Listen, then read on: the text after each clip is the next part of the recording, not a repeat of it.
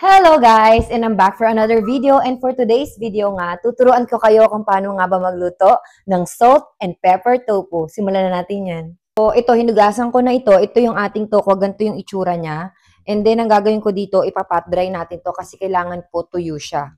Okay? Para pag dinikitan nyo siya ng cornstarch, talagang tuyo-tuyo siya. Yan. So, ganyan. So, gagawin ko lang, square sizes ang gusto ko kasing shape. So, bahala na kayo kung gano'n nyo kalaki gusto. Pero ako, pag nagluluto ako ng salt and pepper tofu, ganito lang yung size niya. Cube size lang siya. So, hiwain ko na itong lahat at papakita ko sa inyo yung next step. Dahil nahiwa na natin to, so ayan, na-cube size ko na siya. Ang next step naman ay papakita ko sa inyo, i-coat natin siya sa ating cornstarch. So, cornstarch ang gagamitin ko para ma-coat yung ating tofu. So, ganyan, maglalagay lang ako ng kaunti dito. And then, ayan, i-coat nyo lahat ng inyong tofu. So, ganyan. So, ayan. Ang next naman na gagawin natin, ipiprito na natin to, okay?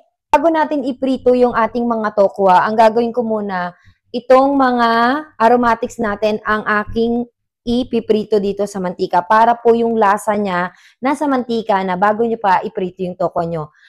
Promise guys, mas masarap siya pag ito yung ginawa nyong step. Okay? So, ganyan lang gagawin ko. Medyo tumatalansik lang siya. Yan, wag niyong sunugin ha. Wag niyong sunugin. So, sakto lang. Magkaroon lang ng lasa yung ating oil dyan. Yan. Tapos, iahon nyo na yan. Tanggalin nyo na yan. I-set aside nyo na yan. Sa pagprito naman ng tokwa, hindi na po kailangan na deep fry yung oil nyo kahit saktong oil lang.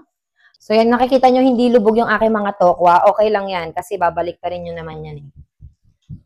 Sa mga health conscious po pala dyan at gusto nila na i-air fry yung kanilang tofu, pwede nyo rin pong gawin yun ha. So, ang gagawin nyo lang, sprayin nyo lang ng oil, same process, maglagay kayo ng cornstarch and then sprayin nyo lang ng oil spray and then lutuin nyo lang yan sa 400 degrees, 11 to 15 minutes at baliktaran na yon ha.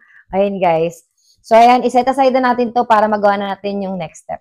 Naglagay lang ako ng konting mantika lang, konti lang po ilalagay nyo and then ibabalik nyo na itong mga pinirito nyo kaninang garlic, green onion at saka chili. So, yan, babalik nyo yan dyan. Gisa-gisa nyo lang yan ng kaunti kasi luto na yan eh. Tapos, ibabalik nyo yung pinirito nyong mga tokwa. So, yan, gagawin nyo. Ang pampalasa natin dito, salt and pepper lang po, okay?